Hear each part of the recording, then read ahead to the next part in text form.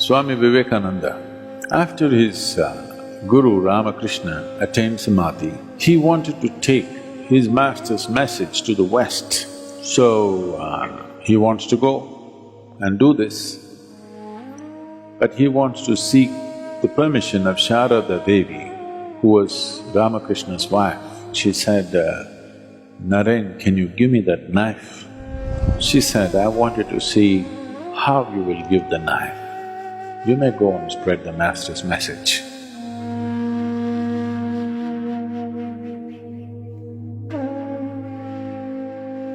To be spiritual has always been also understood as to be gentle. And unfortunately, to be gentle has always been misunderstood and misinterpreted as to be soft or to be weak.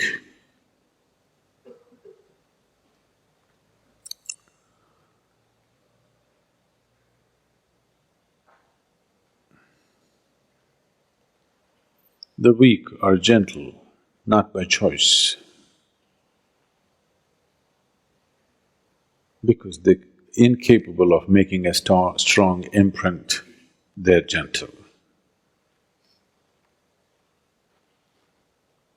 Gentleness is of value only when it's by choice.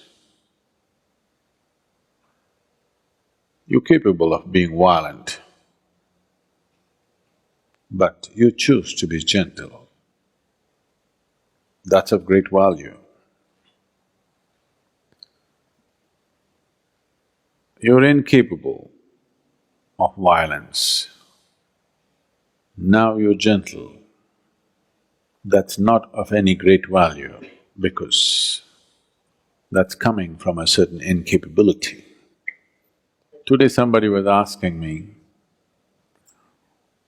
Sadhguru, why all the goddesses in India, always they have weapons in their hands?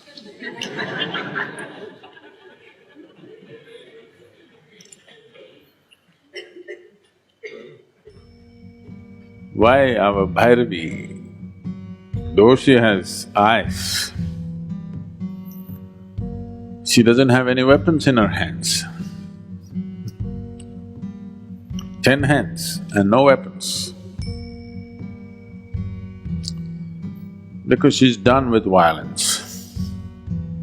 You see the buffalo, Mahishasa, already conquered. So what needs to be treated brutally has been done. The beast has been killed. Now there is no need for weapons, so all hands free. So to bring yourself to this state, intense, not in a violent manner, intense, she's intense in victory, she's intense in energy, she's intense in her ecstasy. Her intensity is not violence, not that she's not capable of, it's just that she's done with it. In the evolution of one's action, if you look at the evolution of action, the initial part of the action will always be violent. As you become more expert with something, you will see the rough edges in your action goes away and it becomes smoother and smoother and there will be no violence in action. Even a swordsman who is an expert, only somebody who is new goes, ah, like this. An expert will just flick it and it's done. There's no violence in the action. So in the evolution of action, She's past that. Still intense, but in victory, energy and ecstasy, not in a violent manner. There are many symbolisms like that here, if you peel your eyes and see, where it is intense but not violent. Is something wrong with violence? It's not a question of right and wrong, it's just crude way of conducting life. If you say violence is bad, that means you will end up rejecting a part of yourself and you can never get rid of it because it'll not go. It'll come out in so many ways. People who are very peaceful on the street, violent at home, if they are not capable of physical violence, they're verbally violent, they're violent in their thought and emotion in so many ways. So rejecting violence is not going to work. Evolving violence into a more sophisticated action. The need is not for violence, the need is for intensity. The need for that intensity is always there in every human being. If you do not refine that need for intensity and manage to experience that intensity by simply sitting in meditativeness or in devotion or in love or in simply pure action, if you do not find refinement and still find intensity, violence will erupt from you in so many different ways. You may not have the courage to get into a physical fight, but it will happen in so many different ways and life turns ugly. It will enter every sphere of your life and the way you take things and keep things, you will know whether you're gentle or violent, you know. There's a very beautiful incident which happened, which I must have told you a few times. Swami Vivekananda, all of you heard of Swami Vivekananda?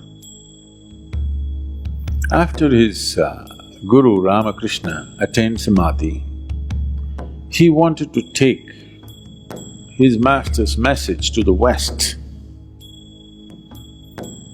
So, he wants to go and do this, but he wants to seek the permission of Sharada Devi, who was Ramakrishna's wife. He went to see her and she was busy cooking in the kitchen.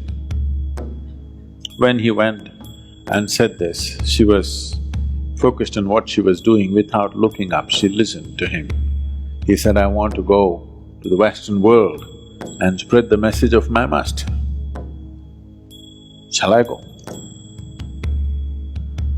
So without looking up from the chores that she was doing, she said, Naren, can you give me that knife?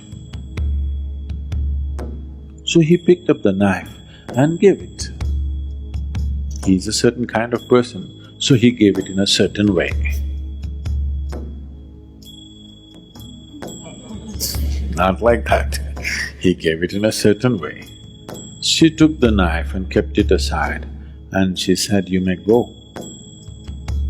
Then he noticed this and he said, why did you ask for the knife? You have no vegetables to cut, everything is already on the pot. Already in the pot, on the boil. Why did you ask for the knife? There was no need for the knife, why did you ask for it? She said, I wanted to see how you will give the knife. You may go and spread the master's message. So this is where gentleness is. Not because somebody is watching, not because you're under scrutiny, just the way you move, how you step on the planet, how you breathe, how you sit, how you stand, how you look at other people. This is where you have to refine your action. Now I'm not talking to you about mindfulness, no, being mindful of everything, no. I'm talking about refining your physical action, your verbal action. With this slowly, your mental action and emotional action also can be refined. To just move your hands and legs in a more gentle manner. This refinement can happen either because you become meditative or you consciously refine it so that you move towards meditativeness.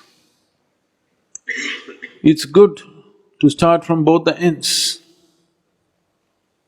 If you want to reach a destination, it's good to start from every possible end so that you get there quick enough. If you want to burn a candle quick, you burn it from both ends, isn't it? You burn it from only one end, it may take a lifetime. You want to enjoy at least half a lifetime of meditativeness, you must burn it from both ends. So you may be practicing meditation, but also consciously refining your physical action. The way you move your hands, the way you move your body, the way you move your breath, your words. This is not about becoming pretentious, this is about becoming conscious.